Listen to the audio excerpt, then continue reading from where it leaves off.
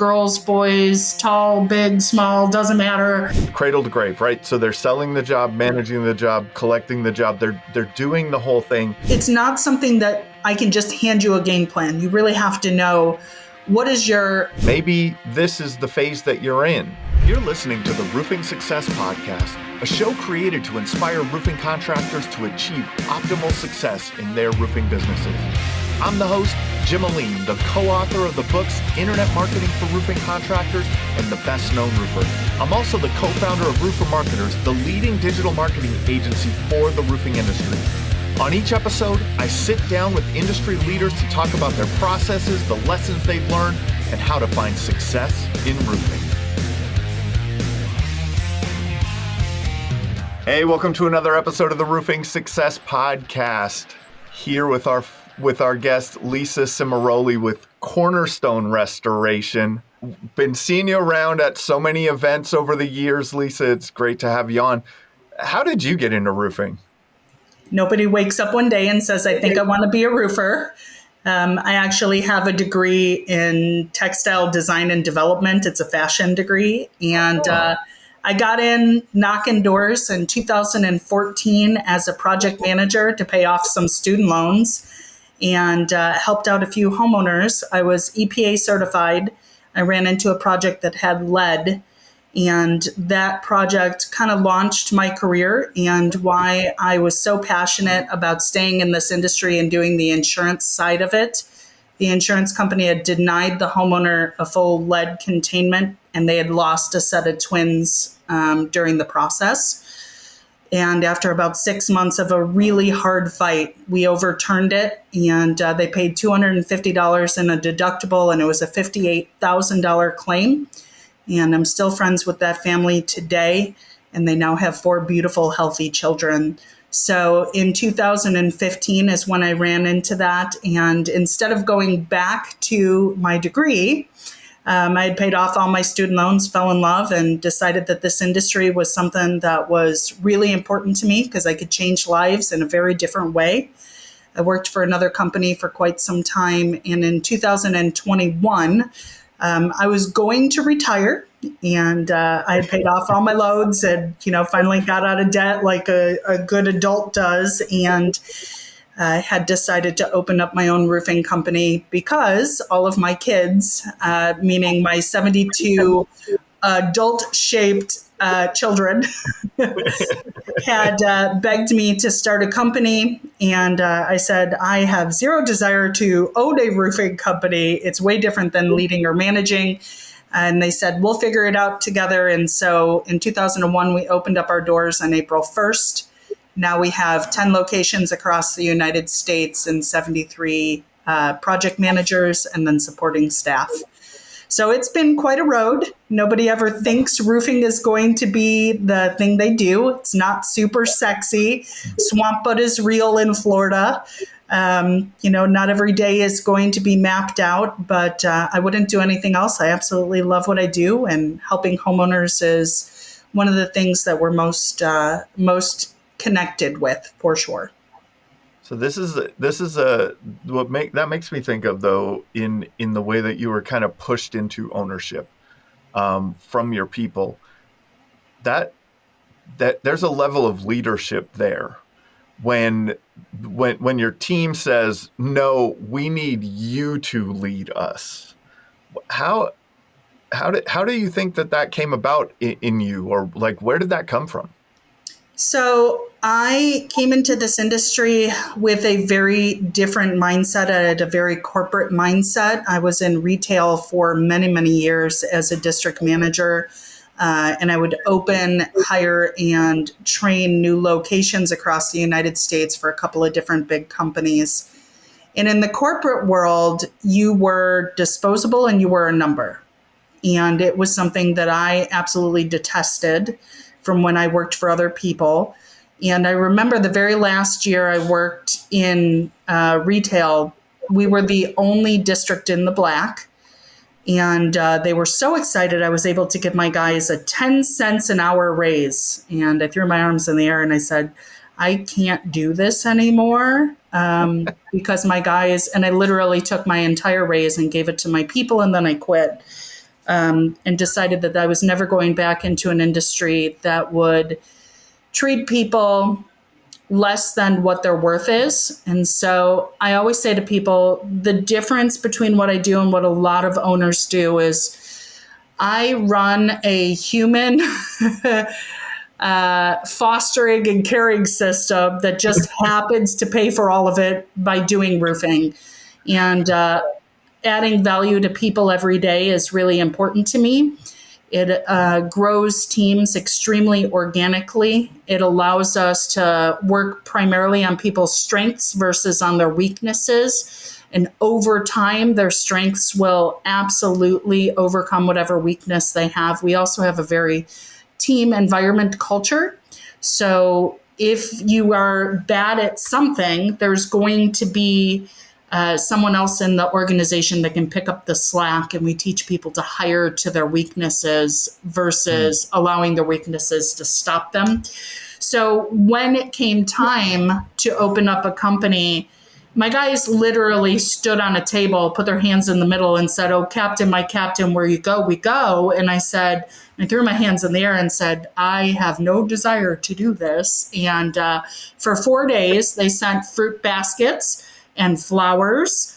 And then finally, one of them sent their daughter to my front door that said, "You promised my daddy he'd always have a job and we'd always be a family." So here we are. We do it a little differently for sure. Culture for us is really important. We have an entire organization of junior roofers. We do a lot in the National Women in Roofing and the encouragement of equality and making sure that there's a platform for everyone here. And we celebrate people's differences. So I have a unique team. They're not all 23-year-old jocks from the Midwest. They are 21 to 65, and girls, boys, tall, big, small, doesn't matter, different backgrounds, typically not even from the roofing industry. If you were to give advice to another owner that just they haven't found, because I think that you're like around culture. Culture is something that's created, but it's an expression of you, right? So to me, and in getting to know you over the years, like this, you're I don't know if you're a motherly figure, right? You're always trying to help people. You're solving problems. You're taking care of people. How does one develop that, express themselves through their culture? So that's definitely a leader shift. The culture that I came from was a very write you up and get rid of you, throw it at the wall, see what sticks, hire anybody that walks in the door. All those things are not going to give you the yield that you're looking for. For me, it is about creating a culture around adding value to people, which means your ROI and your humans are super important. You need to know what your guy's why is and tap into that. Not everyone is going to be your $1 million shipper. Not everyone is going to be your steady Eddie. And being able to build a culture around what they want and what they need as the first and foremost will allow you to keep them motivated in the ways that make them happy. We have things like we partner with Sales Rabbit and use Amplify, which is an excellent tool for getting your door knockers out there to, have a competition. And that has brought a ton to the organization's success. We also have done things like creating internal competitions between the guys, and it doesn't always have to be money and it doesn't always have to be expensive. So stop trying to buy your way into your guys' culture. Find out what makes them tick. And if family time is it, we build gingerbread houses every Christmas in every office. We have Nerf gun fight wars. It's a really small investment. We rented out a church hall and had a really great Nerf gun war. It's about doing floats on Jenny Springs. It's about, taking your guys on vacation every year, and what do you use your extra finances for? And I know that, Jim, you and I have talked about this several times. I might be the only human on this planet that doesn't have a true marketing budget the same way most people do. And it's because I spend more time internally marketing with my guys, and it allows my guys to then externally market for themselves. Yeah. There's a statistic that it's I think it was something like 85% of people said that they wouldn't take a job for a 10% pay raise if they had a friend at the company that they worked at. So it sounds like you're not just, it's like you're really learning about them on an individual basis, but you're creating a tribe, right? You're creating relationships with each other. When you're having Nerf gun wars and you're making gingerbread houses together, when you're doing these things, you're bonding.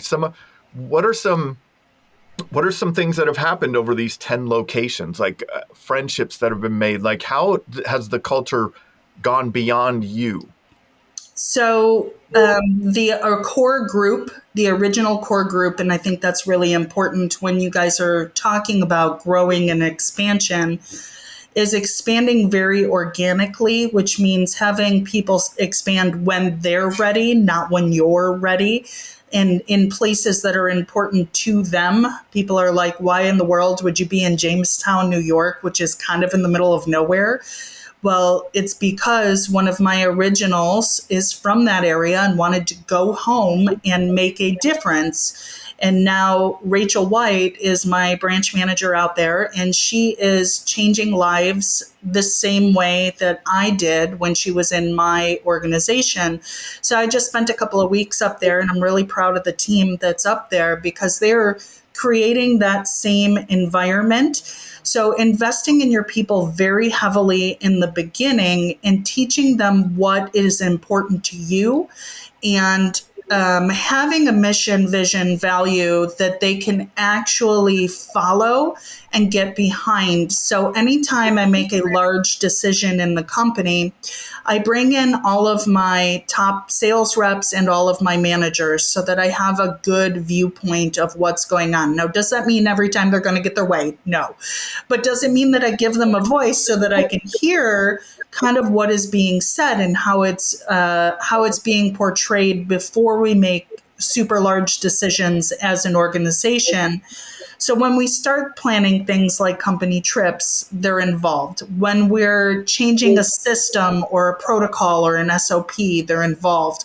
Having a system in place allows your people to have the freedom and capability of creating that culture, which is also super important. A lot of companies start their expansion, but they don't have an SOP. So if you're just taking a guy and you're sending him out into the middle of the woods and you're like, here's your survival kit, now go, which I came from a storming culture. I'm very familiar with that. Here is your laptop, a folding table, and a desk, and a building with 4 walls, but don't worry, the toilet's in the same room that you're working in, basically. So, I came from a culture like that. It wasn't unusual in the storming community for people to start offices that way, and that's okay.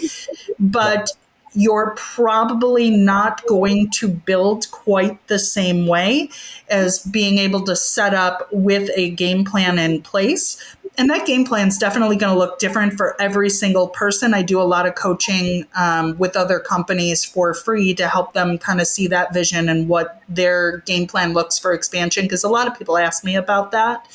And it's not something that I can just hand you a game plan. You really have to know what's your motto? Like, where is your culture come from? And for us, our company motto is Libtify, which means leave it better than you found it. And that's something that the kids came up with. It wasn't me. I just, I'm the facilitator of it all. That's That's very real. And our values are building strong foundations, which is about being that family first culture and having a good work life balance. And I don't want you to miss your kid's first softball game just because it's on a busy Saturday. You just set up your week for success so that you can do the things that are important and take the time off when necessary. It's about following the procedures so that your profitability is enough that you can work the amount of jobs the right way.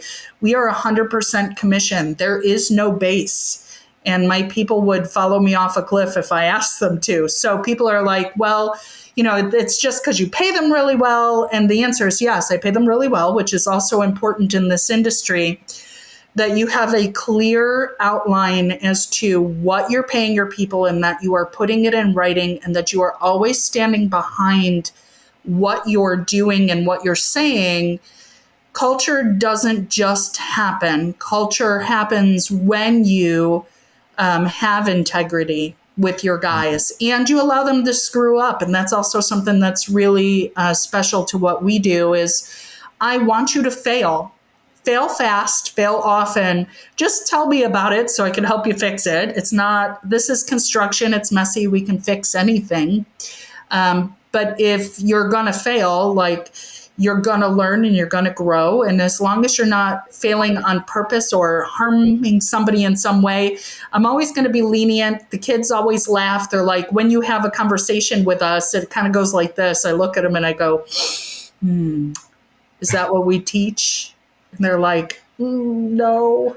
Then I'm like, well, did you lose money? Because we share in the profit. So how's it feel in your paycheck? And they're like, ooh, probably won't do that again. And I'm like, probably not. So let's go through where you screwed up so that we don't have that issue. And it's really kind of funny because when somebody messes up, they literally go to my teams and they say, oh, I didn't do what Mama taught, because they all call me Mama Lisa. And this was the result. So I don't even have to be the one that goes around giving them. The culture is bred within, and they truly are being the emulation and the voice, so that when I'm not there, choosing the right leaders is really important. And for me, that means not hiring from the outside, but cultivating from the inside. They can't learn who you are and what you want if they don't actually spend time in your organization.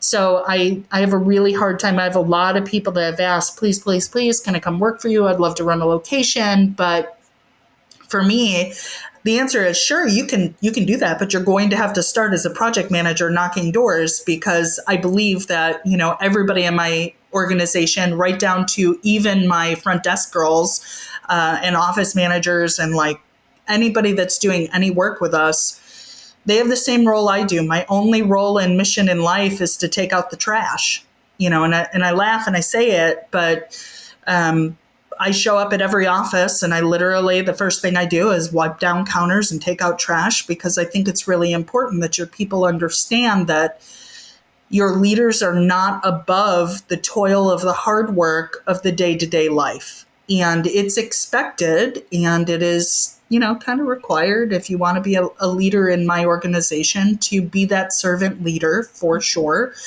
And we have programs that are around that to help promote it, like the Roof Rider Academy. And I'm sure some people have seen my hats all over the industry. And there's these crazy cowboy hats with all these paintings on them. Those are our guys that have went above and beyond. My other half is a Eagle Scout, and so that's kind of how it started. And he's like, we used to do all these crazy things for merit badges, and so let's start a merit badge system. How could you be part of an exclusive club where you do something really stinking cool and it's an honor, and then when you wear it and you go to an event and people know that that's who you are and what you do and you're part of the Roof Riders, and people want to get involved. It's so cool. I want to go back to the people. Yeah. How do you determine, what is the process of you finding out their true why? Because I think that there's a lot of people, a lot of owners struggle with that. A lot of managers struggle with that. Struggle in understanding the actual why of the people that report to you, right? Yeah. How have you gone about that? What are some things that you do or have learned along the way that really have helped you get to their real why? So I do an exercise every couple months in every office, and it's called the peanut butter and jelly experiment. And everybody laughs, but it's true. And I go out and I buy all of the peanut butter and jelly that you can think, like fancy jelly to like the really garbagey squeeze bottle grape, to all of the fancy peanut butters, all the way like the organic specialty nut, blah, blah, blah, all the way down to the Jiffy Creamy, and a bunch of bread, and I stick it all out on the table and I have everybody make a peanut butter and jelly sandwich. And if you've been to a couple of conventions that I've been at, I've done this at several conventions in the after hours with owners, because they also ask that. They're like, how do you know these guys? Why? Well, the first thing that I want to do is I want to find out what you wanted to be when you grew up. And a lot of the time, when you were young, you had this vision of whatever it was. And I remember I was sitting at an APA conference, and after the conference, we had a bunch of owners and PAs and all sorts of people sitting around the table talking about what they wanted to be when they grew up. And I said, well, guess what? All of those things connect to exactly what you're doing now if you love what you do. And so finding out their why comes with digging into what brought them joy as a child. Was it being in front of other people? Was it connecting with the other kids on the schoolyard? Was it working diligently on some science experiment? Being conscious of whichever that is and celebrating it, so that people start becoming comfortable and vulnerable. Vulnerability doesn't happen in a super, and I want to say this very loosely, male-dominated society. And it's not even that. It's just when you get super, super masculine, people feel weird about talking about their feelings and all those.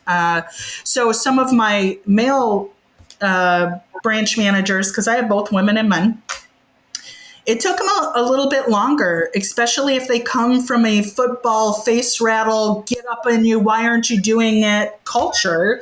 For them, they had to take it back a little and say, that will only get you so far.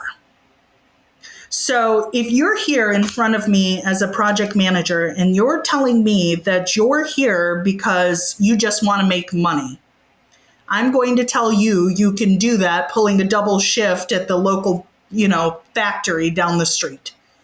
And if you really truly did it for your kids, you would have already done it. So don't tell me that's why you're here. What I want to know is, why do you want to make a difference in the world? Now let me figure out how I can help you learn that process. You see, we're a little different because I don't do any cash bids. I do 98% insurance work. So every single day, I teach my kids how to put on a superhuman cape and help homeowners that may not be able to help themselves get to the finish line. It's about knowing your code, understanding the laws, understanding what their Bill of Rights are in their area, what we can talk about, what we can't talk about. It's about advising people in other parts of this industry to bring back knowledge to my team and have them fully educated on every part of it. I also don't have sales reps. I have project managers. They work cradle to grave, meaning they sell, build, and collect the job. And I give them all the information that's necessary to do that as if they're their own owner. I prepare them as if they're going to go do this on their own. And as an owner, a lot of people are very afraid of that. I've sat in many circles where they're like, why would you give them the whole rule book? And I said, well, I give it away to lots of people. Doesn't mean they're going to follow it. So if my guys in my organization still screw up, I don't care who I tell, because guess what? If it's no longer me against you as a roofer, and it's more me and you against a much bigger beast, which is the insurance carrier that isn't doing what they're supposed to, a lot of the time, sometimes on purpose, sometimes just out of ignorance or uneducation. But if I can help you through the process, Mr. Roofer that works on the other side of my city, and I can share my macros with you, and I can share how I'm getting things bought, what I'm getting bought, why I'm getting it bought, and you're doing the same thing too. And I have an entire army of humans behind me that are also doing the same thing, because people think we're crazy. They're like, I seen another door knocker today in my neighborhood, because we don't buy leads. We only do door knocking. We do 100% through free inspections. And they're like, and I told him he could come and hang out with us at a meeting. And they're like, you're kidding, right? And I'm like, no, not at all. Why is it doesn't have to be that way. There's more work. Sun shines on us all. There's more work than I can actually do, no matter what city I'm in. And if we can make more partnerships and more friendships, the only thing I ask, I'm more than happy to share. Just don't poach my jobs if I'm showing you how to do the thing. I think that's pretty fair. But more than anything, it's giving the guys that freedom to go, and they never do. Matter of fact, They're like, why would I take on all that liability when I could just stay here and make 50% of the profit? Kind of a win-win. It's kind of a win-win. And so that brings me back. I wanted to talk about investing in your people, and you've spoken to it a lot already, but one of the things was their cradle to grave, right? So they're selling the job, managing the job, collecting the job. They're doing the whole thing. That's a lot of knowledge, right? Like that's a lot of skill sets. You have 73 of these people with this wide skill set, not a narrow skill set. I know a lot of owners that have done, and not that there's one right way. I think that there's a lot of right ways to do it, right? But like if you separate a sales rep from the production, that they can really get good at that piece of it, right? And then the production team can get really good at this. And then, right, how do you get, how do you train them to for the whole thing? So I should probably talk about why I chose Cradle to Grave, so that it'll make sense in a second. So in my world, the company I worked for prior, they were Cradle to Grave, and they switched into sell, build, collect. And what I found was sales was ketchup on a white stick to a woman in white gloves, like whatever it takes, just sign this contract on the dotted line. I get paid for this. Awesome. I make all these promises, and this guy is doing the thing, right? And then, which is great if you're selling retail, maybe, but we're doing insurance work. So we never want somebody to sign a deal that isn't something I can get 100% to the finish line. If I'm signing it and I'm working with you, Mr. Homeowner, I'm only working with you because you do have instant and accidental direct physical loss. That is something your insurance carrier should be covering you, period, end of story. So taking that salesperson and allowing them to just run willy-nilly and sign a bunch of deals means that you're going to lose about 50% of them before they ever hit production. Where if I'm holding you accountable to get that to production, you're not going to sign trash. That's a good start. The other thing that you're not going to do is you're never going to overpromise and then underdeliver, because you're the one that's got to be there for the build. Because what I found was the production guy, God love them, they're fantastic, but they're very structured, analytical humans that all they do is put the horse blinders on, and they're building that job as fast as humanly possible, as quick and as effectively and efficiently, but maybe not quite to what was promised. So now you got the third guy that In the insurance world, they have to figure out how to supplement while they're not ever on the job. So how are you going to send in pictures if you weren't the one there, or explain it? So how are you getting things paid for properly? So you're just taking whatever the insurance is saying they're going to give you, and now somebody's got to pick up a check from the homeowner who's pissed off because somebody made a promise that they didn't keep, and now there's a check and everybody's confused and it makes a nightmare. So God bless you if you figured out how to make all that work. But for me, it meant a really terrible experience for the homeowner and a really terrible experience for the project manager. So when we bring people on, we literally put them with a trainer. And for us, it's really important. The way that we do it is we incentivize the trainer by paying them the same way that we pay the project manager. So everybody's had a trainer in their life that showed you almost everything, except for the one thing that was going to make you better than them. Well, in this culture, we want you to show them everything, hold their hand and teach them through it, because you can't learn this in a classroom. This is a on-the-job training. Day one, you are out in the field knocking with your trainer, setting up your own appointments, doing inspections, second, third day in. And then we also have an entire training program that's built in. So we have a 30-day intensive training program and a 13-page flow chart with all of the things in it. We also have a couple of different training manuals and videos. I do training for my new hires 4 times a week. And then we do 2 all-team meetings. One on Wednesday, it's all tech training only.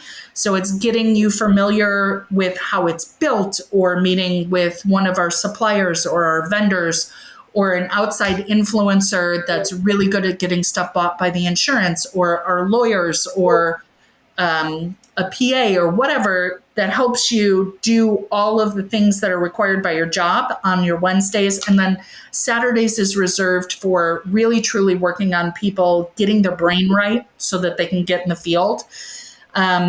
When they set up their first couple of deals, that trainer will walk them through every step of it. And it's like having training wheels on a bicycle. So you have training wheels. But if you're anything like me, my dad's my superhero. You guys at some point will get to meet Pops, I'm sure. And I'm going to age myself. I had a blue Schwinn banana seed bicycle with a little handle on the back, and I am super klutzy. You'll figure that out fairly quickly. I have vertigo really bad. So riding a bike was really challenging for me. So my dad used to hold onto the back of my seat and run me down the thing, but he didn't tell me that he had, 2 training wheels on. And those training wheels held me up. And at some point we took one training wheel off. I would fall over and get up and fall over and get up and fall over and get up. And as long as you're gritty, I can teach you anything. And because we have those procedures in place, when you get stuck, there's an entire program set up internally that you literally just click on the next thing and it tells you what to do. And if for some reason you get stuck and you can't do that, because I have dyslexia, if you handed me a stack of papers and told me that was the only way I was going to learn how to make this job go, I would tell you that I couldn't do it. But because we have multifaceted training processes, and we have a real human that's invested in a new human, because, some companies, all they're invested in is the numbers, and the numbers are great. But I'll tell you what, if you make your culture about how many people can you train this year and how big can you grow your team so that your team can create another team, like a pod inside a pod, so that when it's time and there's a new storm and they're already ready,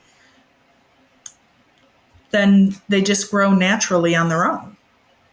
It's amazing that it's the intentionality, the question that you ask, right? Or the question you're trying to answer, right? Like how do we get to 10 million in revenue? It's a different question than how do I invest and grow this team, right? Like they're 2 different things. There's a much different level of intentionality behind it. As you're bringing someone through the process, though, not everyone is going to make it. When when do you have the harder conversation that this might not be for you, or when do you make those decisions? So I used to be the guy that dragged everybody along until the wheels fell off the bus. And then I heard a podcast by Gary Vee that completely changed the way I thought about things. That was, are you like, how do you know you hired the right guy? You don't. You just Yeah. have to know when it's time to let them go. And being in the business of caring for people and knowing what they need, if you're not going to be able to generate business because this is 100% commission and you just stink at humaning, I mean, so bad I can't teach it. And that's very, very rare. For us, we have about a 75 to 80% retention rate. Once that 90-day period comes about, and we know that you can function on your own mostly, we see that we don't truly lose anyone, maybe one or two. But if I'm losing them, I have more people that have retired out of my organization, or they had to move for a family situation, or a spouse that might have had a full-time position in an area we don't have a location yet. That doesn't mean that they're not going to come back. That just means that they're there, hang tight, and we still talk all the time until I open that market. I mean, it's just a matter of time. Eventually, we'll be able to open a market in more places. But for me, it's really about understanding what they need. And then a lot of the time, you just ask them, is this something you truly want to do? Here are all the things that you're really good at, and here's what those things will yield you. Here are the things that you're really challenged at, and you'll have to make up for them in these ways. I'm not going to ask you to be better at the thing you're bad at. I'm just going to ask you to look at things differently. So let's do some out of the box exercises and find a way around it. If for some reason you just cannot, I don't think that I've fired probably more than a handful of people in my entire career. When you have a really good connection with your guys, they're going to come to you and they're going to quit 30 times in their first 30 days. And then you're going to put a 10 on their head and you're going to be like, okay, listen, you can do that. But I just handed you the Willy Wonka golden ticket.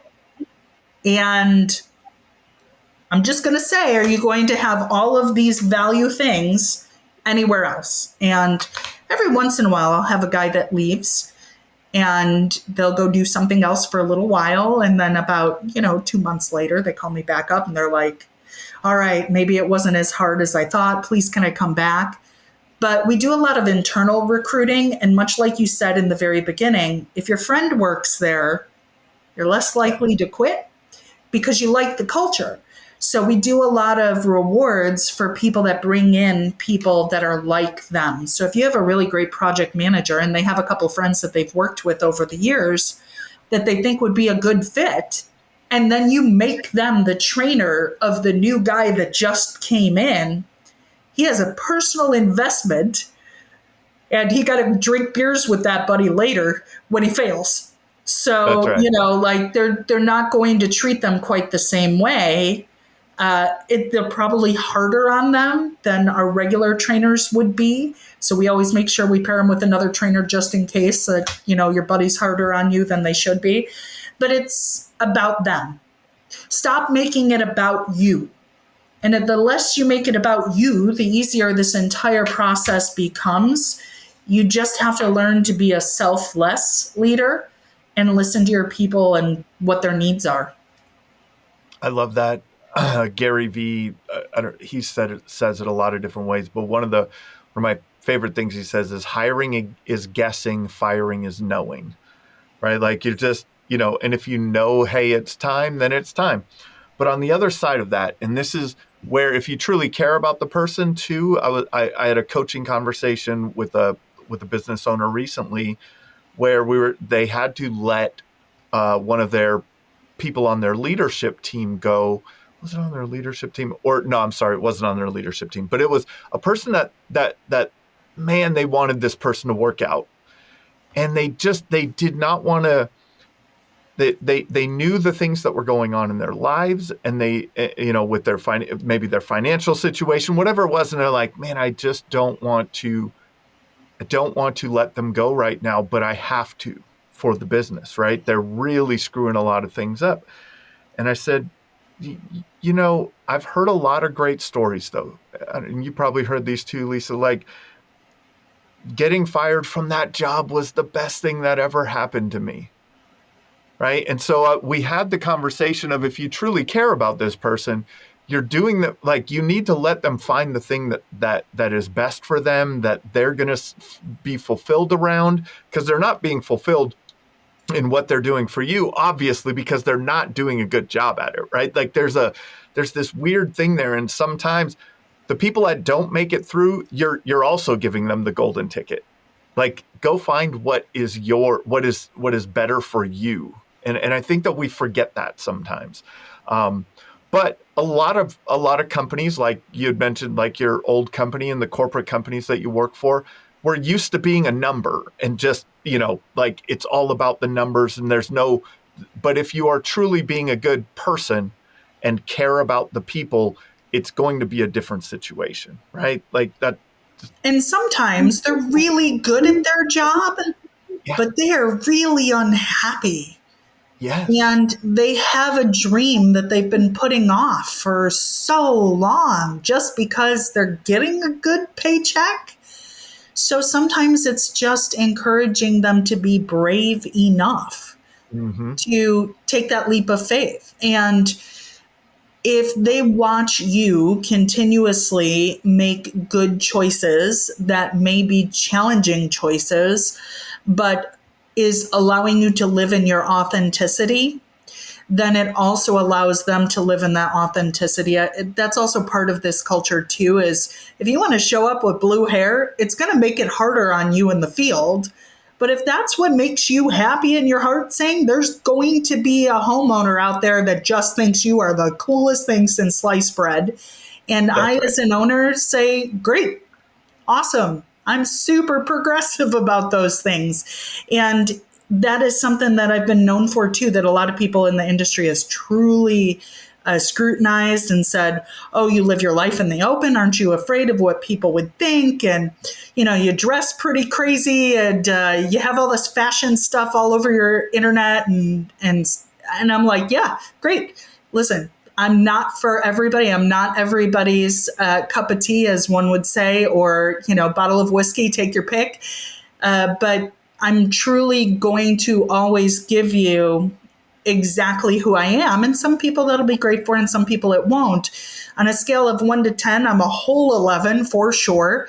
My guys know that coming in, and I don't hide it. And that enthusiasm can be contagious, and it allows them to have that same enthusiasm about whatever it is that's important to them. You have a team of door-to-door salespeople. Like, you are a door-to-door sales organization. I remember at an event that we were at recently, and you kind of spoke to your revenue levels, and that you didn't even have a website, right? Nope. And that's what I love this, because there is no one way to do it. And for me, the fastest way to a job is by knocking a door. Like, to me, companies that are just getting started, or they're struggling to get a job, go knock doors. Like, that's the fastest route to the job. And then I love layering the marketing on top of that, because you already are able to go, and you've proven your sales process. You've proven that you can produce, right, your production process. You've proven, now you can do other things. I want to talk to you a lot about this, because I was at an event. I think it was the Nashville event that we did, the Jobnimbus Eagle View Level Up Tour. There was someone in the audience that was talking about door to door, and they had mentioned, well, but everyone rushes to the neighborhood, and there's so much competition, One of the questions that I didn't get to ask, but I wanted to ask was, well, how many times do you visit the neighborhood?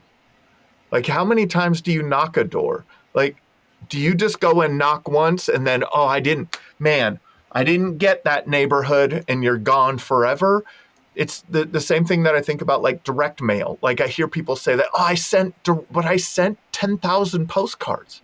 Yeah, but you sent them once, right? Like, you sent them once.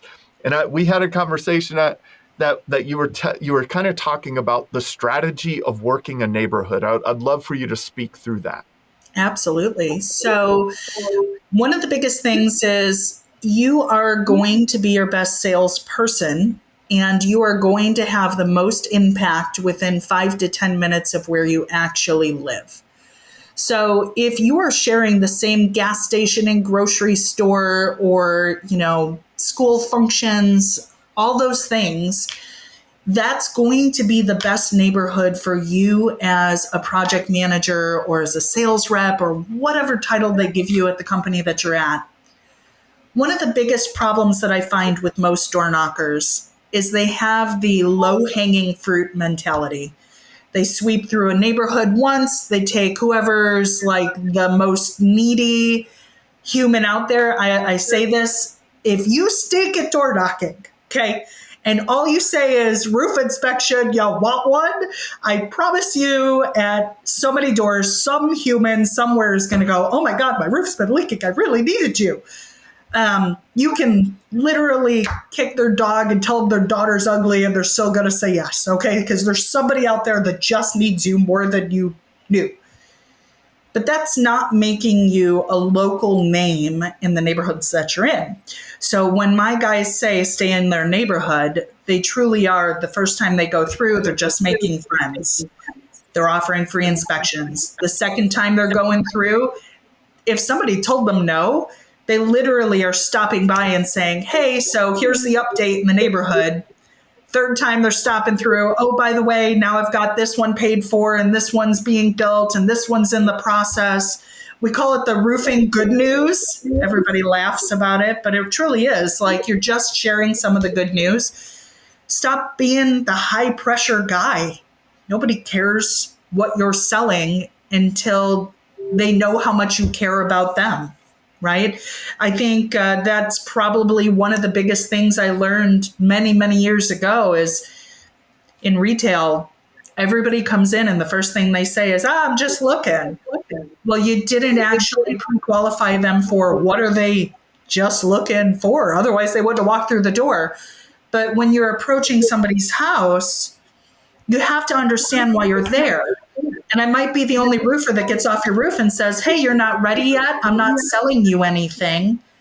I'm just offering a free service that hopefully I can help you with preventative measures or with a replacement. And if I can't, awesome. We're going to be friends.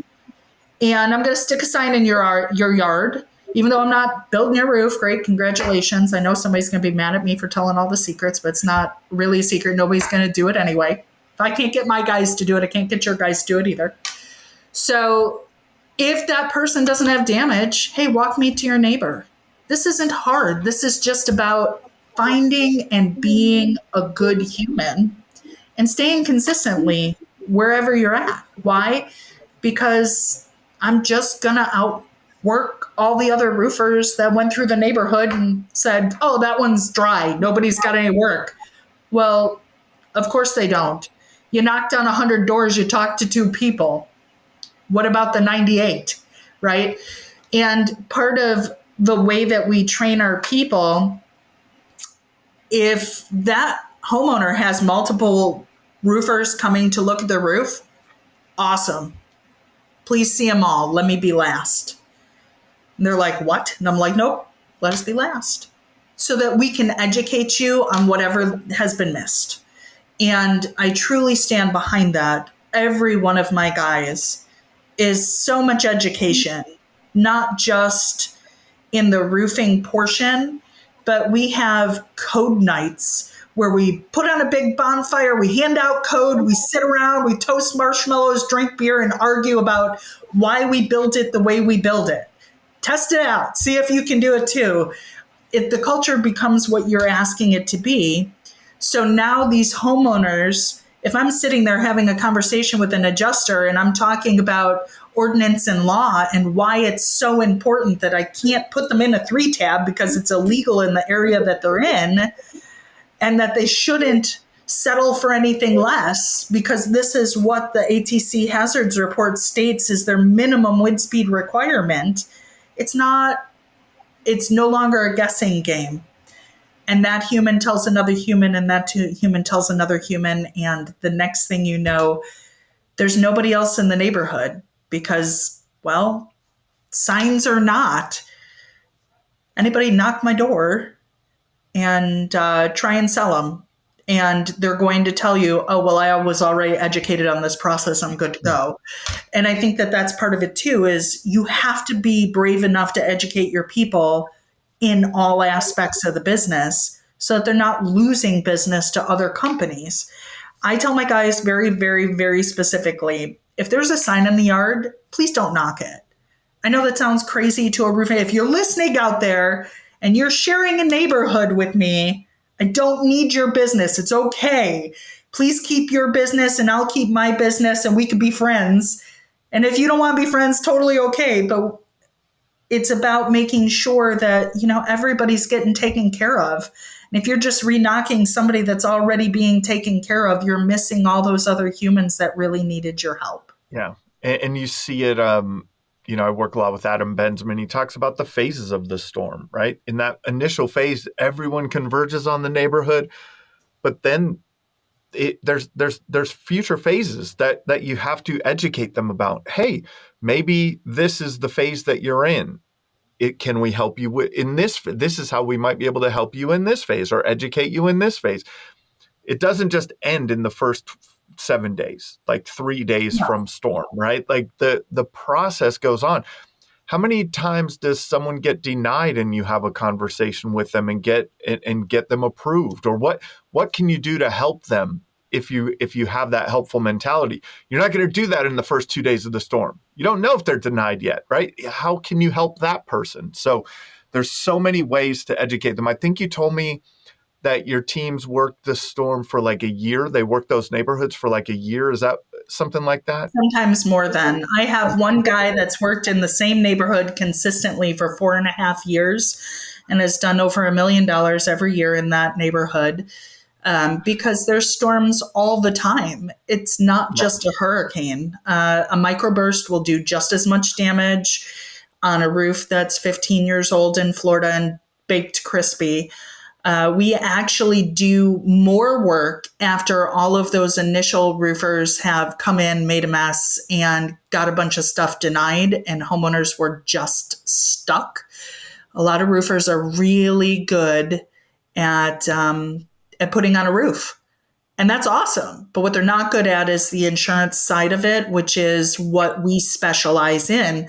So come make a mess. And when you can't get it bought, then, I have a whole lot of work to do and clean up mess. And once word gets out, oh, well, I was denied, or they paid for a small repair, but my roofer said they can't do a repair and now he wants to charge me for a whole roof. Well, that's not the way insurance works. If I can't do a repair, and it will create additional damage, and that additional damage will create additional cost, and you have a replacement cost value, they can't do that to you. And so understanding how the insurance process works, I have my all lines adjusters license, and I have several people on my team that do as well. We don't use them, but we did it so that we understood how the process works and to make sure that we were educated and saying, the right things, and understanding what is the homeowner's responsibility, what's the contractor's responsibility, what's the insurance's responsibility. So when a homeowner's denied and a roofing company just couldn't get them past the finish line, and it's okay because they have enough work or they're grabbing that low-hanging fruit, awesome. Then we get to put on our superhuman capes and come in and save the day, and it doesn't take long for others to figure that out. Yeah, that's awesome. We talked a little bit about SOPs. Like you briefly talked about SOPs, and you talked about a couple of the SOPs that you have, and let's just talk through like the importance of and how to build that I don't know if you want to call it a catalog of SOPs. How do you build that over time? Because it can't be, you're not going to build everything at once. And I think that a lot of owners, they get overwhelmed with what needs to be done and don't, break things up into small pieces. But over time, all of a sudden you're like, look at this. You have like a 13-page document on that. And you have right. You have these things. First, start with like the importance of SOPs and then how to build that out in your company. So for us, the importance of SOPs is how we were able to grow so quickly. If your people don't know what they're expected to do, or they don't have a roadmap as to what happens when they run into a hiccup. Now, this is construction, it's messy, and not every file is going to go the same. The build process is probably the hardest thing to write an SOP for, other than just saying, here's the installation manual, be on builds and learn how. The rest of it really comes into play in the insurance realm. What happens when they say no? Don't believe the lie. Understand what the responsibility is. Understanding what the homeowner's bill of rights is. Understanding how to write an exactimate properly and import an Eagle View. Knowing what your CRMs can do. I use Job Nimbus because it's admissible in court and it holds everything I need. Having the right chicken noodle soup recipe that's right for you and understanding how that chicken noodle soup recipe goes together is probably the best thing I can talk about. We found ours, and ours is set up as a tech stack that has allowed us to get things approved in a way that a lot of companies get stuck. So what I did was, remember I said I focus only on my people's strengths. I happen to have an amazing other half who is super autistic. He's fantastically Asperger's and came with this amazing skill set. And for 2 years, he literally followed me around the country, writing down everything I talked to every single one of my meetings, all the things, notes. And then he started putting together, he said, well, we would like to have a life at some point, and we never, you never turn your phone off, which I still don't turn my phone off because I love my guys, and if I can help, I'm going to help. But I don't have to answer the easy questions anymore. Now they're really challenging, or they're, more coaching, leading, guiding personal questions, or how to be better leader questions, but it's not the day-to-day. Right? So the minute you can take all that day-to-day off your plate as an owner and don't be the one to write them. Find someone that can follow you and take notes on what you're doing, A, so that you can be a better you, and B, because if you're writing it yourself, you're putting only your value in it. But if you find other people in your organization and you say, hey, you're really good at writing an exactimate. Can you teach a lesson on that? We're going to video record it, and then we're going to go through and we're going to write some notes on it, see how it goes. Then we're going to test it, see if people can follow those notes. Okay, now it's good, or we need to adjust here, and now we have an SOP written, job done. And I'm not the one writing them. I'm going to tell you, nobody wants to hear me jabberjaw on for the rest of their life. It's miserable. And they've had enough of every Lisa Saturday morning motivational meeting where they've heard every John Maxwell speech known to man and, whichever flavor of the day. But I want them to be a part of that growth. So allowing your people to help build your SOPs, especially if they're good at it, will allow them to feel ownership over that, and they'll want to train it. And then you put them in the position to train it and videotape them and send them around the country or in your office or whatever. The other secret sauce that I use a lot is if I have somebody that is strictly against one of my SOPs openly, I challenge them. And I'm like, great, you don't like it? Prove to me why it's wrong, number one. Number two is write me a better one. And I have found by giving people, I hire really autonomous people. They're not going to do what I ask 90% of the time just because I said it was the thing that's going to get them to the finish line fastest. They have to fail at it 10 times before they come back and they're like, oh, by the way, yeah, I did it your way and it worked.